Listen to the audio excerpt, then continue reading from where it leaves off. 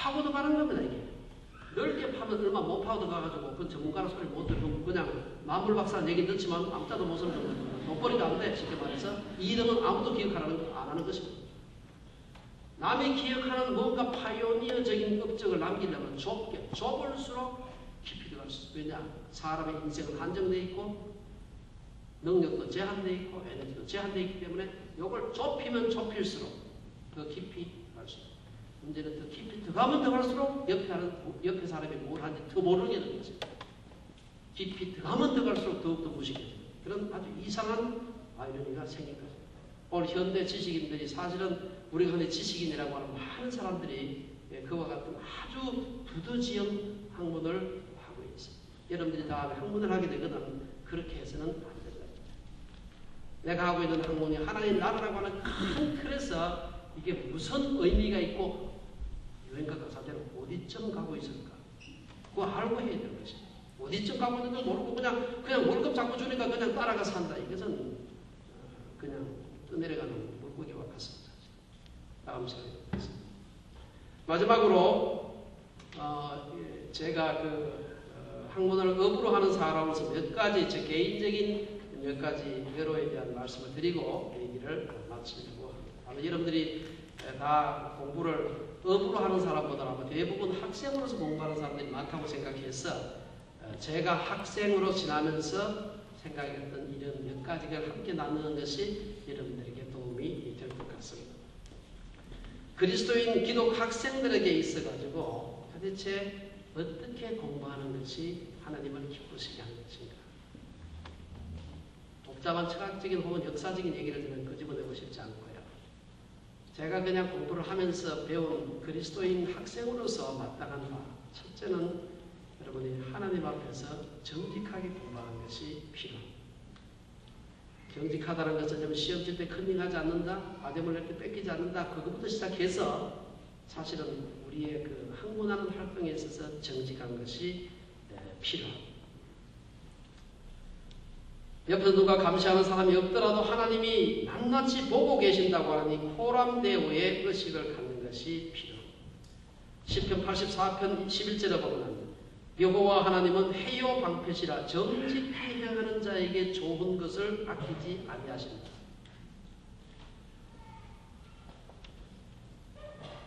저는 중학교 2학년 때부터 제가 컨닝을 시작을 했습니다. 1학년 때도 우리 학교에 컨닝하는 애들이 있었어요. 근데 저는 그때 겁나서 못하고 그러니까 이 컨닝하는 애들이 잘 안 걸리더라고요. 잘하는 애들도 잘하고 이래서 2학년 때가 저도 밤을 내가지고 컨닝을 해봤어요. 시골에서 안 걸렸어요. 다행인지 불행인지 모르지만 안 걸렸어요. 그 다음에 또 해봤어요. 또 안 걸렸어. 이게 그리고 컨닝하는 것도 스릴이 있습니다. 짜릿함이. 그 다음에 또 해봤어. 또 안 걸렸어. 물론 컨닝하는 것 주로 이제 퍼석한 스님 들어오실 때 하는 겁니다. 본격은 못하니까. 컨닝을 자꾸 하면서 담력이 느는 것과 동시에 컨닝의 노하우가 늘죠. 그래서 2학년 되고 3학년 될 때쯤 되니까 상당한 경지이죠. 시골에서 고등학교를 갔습니다. 시골에 고등학교 별로 그렇게 치열하거나 있지 않으니까. 고등학교 가가지고 1학년 때쯤 되니까 굉장히 큰 걸 잘 한 번도 걸리지 않고. 근데 고등학생 정도 되니까 마음에 가책이 됐다. 그때 제가 교회를 나가는 사람이 우리 아버지 엄마가 다 장로고 권사인데 내가 우리 아버지 따라서는 매일은 못 가지만 늘 새벽기도 따라다니는 사람인데 내가 이 컨닝을 해서 되겠나? 이게 가책이 되는데 여러분 컨닝이 중독이라는 거 아세요? 아주 어딕티브합니다. 하게 되면은 시작은 제 마음대로 하지만 그만두는 건 제 마음대로 못해요. 내가 예수 믿는 사람이 이렇게 하면 되겠다고 고민은 되는데 그만둘 수가 없어. 여러분들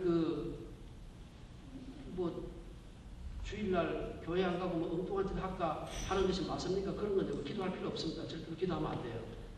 기도할 필요도 없는 거죠, 사실. 하나님 큰일 할까요 말까요? 이런 거 기도할 필요 없어요. 그 일부러 기도하는 것 자체가요.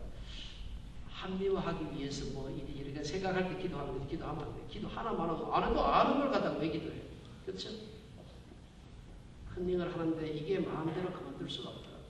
몇 번 결심을 했나 안 돼요.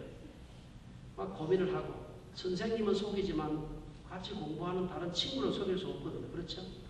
온갖 지형점을 다 이용해가지고 컨닝을 하는데 친구들 어떻게 속이겠어요? 근데 그 친구들은 제가 예수 믿는지 알거든요. 너무나 고민이 되었습니다. 몇 번 그만두려고 했지만 안 돼요. 시험 시간에 앉아가지고 공부는 안 했지. 공부를 이런 컨닝을 하게 되면 반드시 뭐가 문제가 되는가 하면 공부를 하기가 싫어요. 가서 보면 되는데 이 집 내가 왜 하나. 공부를 안 하게 돼. 공부를 안 하니까 어떻게 됩니까? 아는 게 없죠. 그 다음에 컨닝을 안 할 수가 없는 거예요. 컨닝을 하고 나면 공부를 왜 해? 공부를 안 하니까 컨닝 할 수밖에 없고 컨닝 하니까 공부하기 싫고 이게 소위 해서 영어로 비셔스 사이클이 악순환을 하게 돼요. 그러다가 1971년도 제가 고등학교 2학년 할 때, 그러니까 그해 2월달 중순, 왜 이렇게 잘 기억하는데 인생을 바꾼 사건이기 때문에 기억을 합니다. 2월 중순에 이제 겨울방학 마치고 와서 이제 그 봄방학 앞에 두고 새 학기 3월부터 3학년이 되는데 2학년 마지막이지. 시험을 치는데 제가 너무 괴로워서 큰일 하지 말아야 되는데 큰일 안 할 수는 없고 고민을 하다가 제가 좀 과장하자면 사생결단 결심을 했습니다. 내가 빵점을 받더라도 백지를 내도록 하자. 이 내가 큰일을 안 하든지 교회를 안 되겠는지 둘 중에 선택해야 되지. 둘 다는 도저히 할 수가 없는 거다. 그래가지고 제가 그리고 결심을 하고 난 뒤에 우리 학교에 그때 예비고사 치던 시절에 요새 수능이죠. 예비고사 치던 시절에 우리 학교가 선택 과목이 있었어요. 국영수는 똑같이 하는데 선택하는 게 선택을 공업이라고 하는 그런 시골 학교이기 때문에 공업이라고 하는 걸 선택을 했어요. 공업 시험을 치는데 제가 그 결심을 하고 그 시험 처음 쳤어요. 근데 문제는 결심만 했지 공부를 안 했거든요.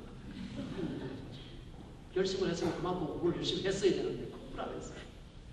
그리고 보니까 시험 문제를 받아보니까 이게 들은 것 같긴 한데 이게 도대체 뭔지를 모르겠고 잘 외워야 쓰는 건데 안 외워서 못 쓰는 거죠. 그런데 주변에 친구들이 그들은 막 큰일을 열심히 하고 선생님도 하지 말고서 성적 올리라고 그러시는지 시험감들 엉터리로 하죠. 저는 그때까지는 그때는 이미 제가 우리 학교 전교에서 제가 랭킹 1위였어요. 제가 자칭 타칭 1위였어요. 아무도 저를 따라올 사람이 없었는데 이 친구들이 옆에서 막 컨닝을 하고 선생님은 교실이 있는가 하면 교실에 복도가 이렇게 있어요. 복도를 이렇게 앞문으로 나가셨다가 뒷문으로 복도하고 이 교실하고 사이 창문도 없어요. 이렇게 나가셨다가 뒷문으로 들어오시는데 요새처럼 이렇게 저처럼 이렇게 운동화 신고 다니는 거 아니고 이 도끼다시하고 딱딱한 바닥이 있죠. 거기다가 구두를 신고 다녀요. 그러니까 따박 해가지고 이렇게 나가셨다가 뒷문으로 들어오시니까 감독 선생님의 일정한 행동 패턴은요. 컨닝하는 사람은 완전히 호구지요. 그렇지 않습니까? 저는 선생님 앞뒤로 두 분, 감독 두 분 선생님 그냥 눈을 부릅뜨고 감독을 해도 안 계시는 것처럼 컨닝하는 사람인데 앞문으로 나가셨다가 뒷문으로 들어오셨다가 또박또박 구두소리 내가시고 지금 왔다 갔다 하시니까 막 옆에 보통 때는 엄두도 못 내던 친구들도 막 컨닝하고 난리야. 서로 뺏기고 책보고 뺏기고 모두 못 뺏기고 이놈들이 진짜 진짜 귀신 앞에 머리 푸는 거예요. 이게 막 뺏기는 겁니다. 이 도사는 가만히 있는데 막 뺏기는 거예요. 그래서 저는 너무 고민이 돼서 나도 하고 말까 이것도 하는데 지금 내가 백지 내기로 했지 하고 주관식 문제는 객관식 문제는 4개 있으면 4개를 몰라도 체크할 수 있잖아요. 하고 나니까 할 게 없더라고. 밑에 진짜 그 시험 문제 크면 주관식 2문제가 점수 대부분을 차지하는 것인데 듣긴 들었는데 이걸 외우진 않아가지고 모르지. 아니 그 문제까지도 다 외우고 있습니다. 40년 전의 얘기입니다. 그리고 그 기나긴식을 할까 말까 하지 말아야 되지. 이게 하면서 그냥 그 기나긴 50분간의 시간이 지났습니다. 그리고 모두 다 아이들이 희색이 만연해서 힘들었는데 저 혼자 우거지장으로 실질해서 저는 정말 몇 년 만에 컨닝 제대로 안 하고 제대로 시험하면 다 틀렸겠지만 그 시원함과 더불어서 한번 시원하겠지만 낙지하지 않을까 한편으로 불안한 마음도 있고 이래서 한 3일을 지났습니다. 예수님께서 사람을 구원하셨다는 것 때문에 3일이 아니고 한 3일 지난 선생님께서 그때 교무수첩이라는 게 저보다 요한 절반 정도 되는 게 있었어요. 거기다가 요새 같은 뭐 컴퓨터로 뭐 일하기 때문에 그때 교무수첩 이기를 해서 적어가지고 딱 지고 들어오셨어요.